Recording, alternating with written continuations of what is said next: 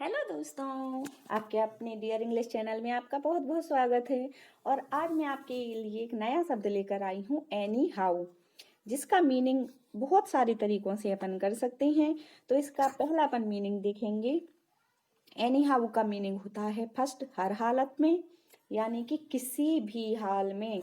दूसरे तरीके से देखेंगे और इसके साथ ही, दूसरा क्या है, इसके साथ ही। एनी हाउ को अपन कैसे भी बोल सकते हैं, इसके साथ ही। तो इस प्रकार से वन और टू, दो तरीके से अपन इस प्रकार से यूज कर सकते हैं। एनी हाउ मीन्स हर हालत में, और इसके साथ ही। एनी हाउ का मीनिंग एक होता है हर हालत में, दूसरा होता है इसके साथ ही। अब इसको अपन एडवर्ब तरीके से यूज भी करते हैं। एडवर्ब का मतलब होता है क्रिया विशेषण। एडवर्ब का क्या मतलब होता है? क्रिया विशेषण। तो आप ये सभी जानते ही हैं कि वर्ब का क्या मतलब होता है। वर्ब मीन्स क्रिया, और एडजेक्टिव मीन्स विशेषण। तो एडवर्ब दोनों से मिलकर बना होता है क्या? कितने शब्दों से मिलकर बना होता है?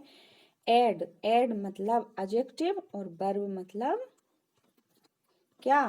वर्ब मतलब क्रिया। ठीक है, तो इस प्रकार से एडवर्ब मीन्स क्रिया विशेषण। तो इसका मीनिंग होता है अलग अलग, बहुत सारे शब्दों में इसका मीनिंग दिया जा रहा है। देखिए जरा, किसी ना किसी प्रकार से। एनी हाउ का क्या मतलब होता है? किसी ना किसी प्रकार से। किस प्रकार से यूज हो रहा है इसका? एडवर्ब मीन्स क्रिया विशेषण। क्रिया विशेषण के तौर पे, यानी जो क्रिया की विशेषता बताते हैं उस तरीके से इसका यूज हो रहा है। तो किसी ना किसी प्रकार से। दूसरा है जैसे तैसे। तीसरा है जो कुछ भी हो। एनी हाउ मीन्स जो कुछ भी हो। एनी हाउ मीन्स हर हालत में। एनी हाउ मीन्स किसी भी तरह। एनी हाउ मीन्स चाहे जैसे। एनी हाउ मीन्स किसी ना किसी प्रकार से। एनी हाउस मीन्स जैसे तैसे। एनी हाउ मीन्स इसके अतिरिक्त। एनी हाउ मीन्स किसी प्रकार से। एनी हाउ मीन्स किसी प्रकार से। एनी हाउ मीन्स किसी भांति। और इसका अपन कैसे यूज कर सकते हैं? एनी हाउ मीन्स इसके अतिरिक्त। एनी हाउ मीन्स इसके अतिरिक्त। एनी हाउ मीन्स किसी प्रकार से। एनी हाउ मीन्स किसी भांति। एनी हाउ मीन्स कैसे ही हो। एनी हाउ मीन्स जैसे तैसे, और फिर भी। तो एनी हाउ का अपन इतने तरीके से यूज कर सकते हैं। मैं एक बार और आपको बताती हूँ। हर हालत में, इसके साथ ही, ये अपन एनी हाउ के मीनिंग हैं। और आगे देखिए, किसी ना किसी प्रकार से, जैसे तैसे, जो कुछ भी हो, हर हालत में, किसी भी तरह, चाहे जैसे, किसी ना किसी प्रकार से, जैसे तैसे, इसके अतिरिक्त। एनी हाउ मीन इसके अतिरिक्त, किसी प्रकार से, और किसी भांति यानी वो ही किसी प्रकार से, कैसे ही हो, यानी कि एनी हाउ मीन्स कैसे ही हो, जैसे तैसे यानी कैसे भी हो जाए वो काम। एनी हाउ किसी भी तरीके से हो जाए, एनी हाउ जैसे तैसे हो तो जाए, एनी हाउ। इस प्रकार से अपन यूज करते हैं ना अपने डेली लाइफ में। तो अपन इस प्रकार से एनी हाउ का यूज कर सकते हैं। तो फर्स्ट सेंटेंस है, check how this word can be used in everyday life. ठीक है, तो एवरीडे लाइफ में हम इनका किस प्रकार से यूज करते हैं, देखिए। टू सूटकेसेज फ्लंग एनी भाई। दो सूटकेस किसी भी तरह से बह गए। फ्लंग मीन्स बहना, फ्लंग मीन्स बहना। ठीक है, टू सूटकेसेज यानी दो सूटकेस। टू सूटकेसेज मीन्स दो suitcase. Flung anyhow means किसी भी तरह से बह गए। अरे बाढ़ आई थी, पानी वानी आया था, नदी आ गई थी, घर में ऐसे बह गए वो तो। इस प्रकार से अपन इसको यूज कर सकते हैं। दूसरा सेंटेंस देखिए, well anyhow we are going to end it.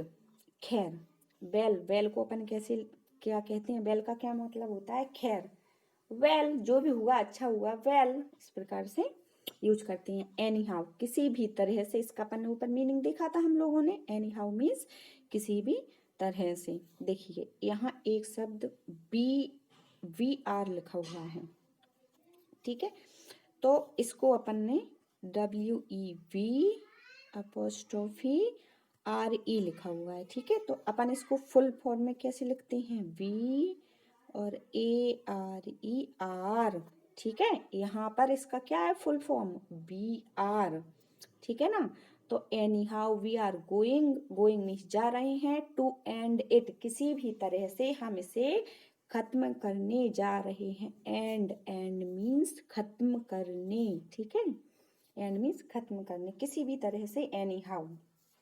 Okay, next sentence है he is just being nice anyhow, वह किसी भी तरह अच्छा हो रहा है। He just being nice anyhow, किसी भी तरह, एनी हाउ यहाँ पर मीनिंग दिखा था ना ऊपर इसका। तो वह, ही अब देखो बॉय फिर से दिया हुआ है यहाँ पे, ही अपोस्ट्रोफी एस लगा हुआ है, इसका अपन एस इज लिखेंगे, ठीक है। तो ही इसका फुल फॉर्म क्या है, इज, हीज बोल सकते हैं। इससे कैसे बोल सकते हैं, he's just being nice anyhow, वह किसी भी तरह अच्छा हो रहा है। द गाय यानी आदमी, द गाय मीन्स वह आदमी, ठीक है ना। Guy that plays for a hobby is nowhere near as good as the guy that played for a living, वह आदमी जो एक शौक के लिए खेलता है, किसके लिए खेलता है, हॉबी, काय के लिए खेल रहा है, पहले वो अपनी हॉबी के लिए। इज नाउ वेयर, वह आदमी शौक के लिए खेलता है, वह उस आदमी के पास कहीं नहीं है, जो शौक के लिए खेलता है वो कहीं नहीं है जितना कि वह आदमी है जो जीने के लिए खेलता है।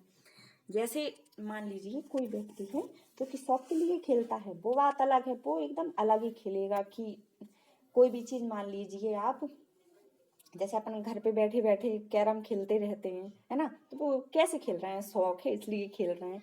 बट अगर वो जीने के लिए, यानी कि वो अपनी रोजमर्रा के लिए, अपनी रोजी रोटी कमाने के लिए कोई भी काम कर रहा है, तो वो एक चीज अलग होती है।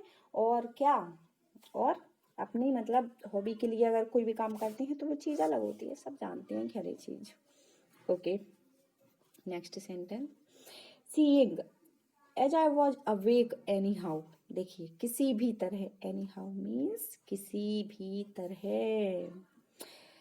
किसी भी तरह से जागते हुए। Seeing as I was awake anyhow I did a bit, मैंने अपने अतिथि के बारे में जानकारी के लिए थोड़ी सी सर्फिंग की। आई did a bit of surfing for information about our guest मतलब जो अपन सर्फिंग यानी देखते हैं जानकारी के लिए, अपन यहाँ वहाँ घूमते हैं, अरे देखा कि जाने कैसा है वो, है ना। तो इस प्रकार से अपन एनी हाउ का यूज यहाँ कर सकते हैं। Okay, next, they were about 3 years old and in need of changing anyhow, वे लगभग 3 साल के थे और किसी भी तरह से बदलने की जरूरत थी, ठीक है ना। दे, इस तो देखो अपन इसको कैसे देख सकते हैं, दे वर अबाउट, बे अबाउट लगभग, 3 साल के थे, लगभग अबाउट 3 years मीन्स 3 साल के, बर मीन्स थे, एंड ईयर्स कितने साल के थे, 3 years ओल्ड, और किसी भी तरह से need of changing any how, उन्हें बदलने की जरूरत थी। चाहे वो किसी तरीके से बदलने की जरूरत, पर उनको बदलने की जरूरत थी, चाहे उनको जैसे भी बदलें, ठीक है ना। Okay, next sentence, we are going there anyhow, हमें वहाँ कैसी भी तरह, किसी भी तरह हम जा रहे हैं। कैसे जा रहे हैं, किसी भी तरह।